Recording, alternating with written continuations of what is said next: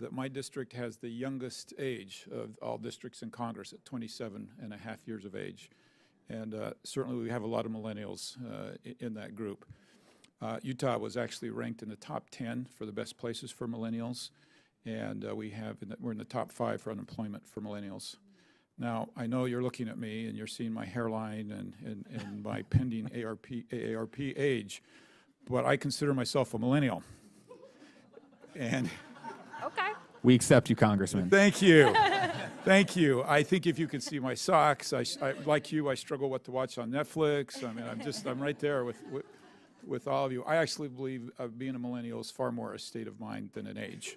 Absolutely. And to demonstrate that, and I'll apologize to my fellow colleagues here who may not be up on their GIFs and their memes, I actually think that me and Steve Buscemi have a lot in common. How do you do, fellow kids, right? Now, with that in mind, and my feeling like I have a connection with millennials, I've observed a couple of problems that I'd like to brainstorm with you. And one of them is the seemingly lack of desire or unwillingness to engage in government. And a lot of the things that you're asking for need engagement. They need advocates.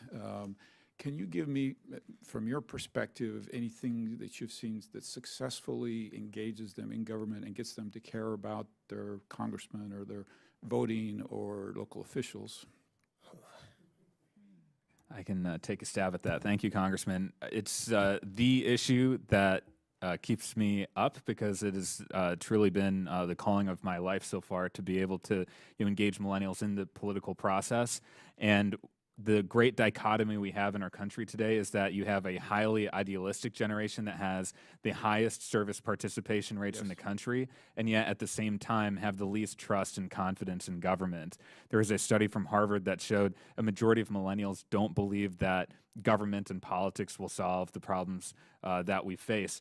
So it's my opinion that the way we start to change that narrative is demonstrate real impact through politics on the issues that matter. And I think this is the perfect example of it. If this committee and this Congress can come together in a nonpartisan fashion to support millennial gig workers, that's an example of impact, and that creates a feeling of motivation for more millennials to engage in government. It is a bit of a chicken and egg problem, as you're referring to, Congressman, because you actually need more engagement, ideally, to get the right policies done.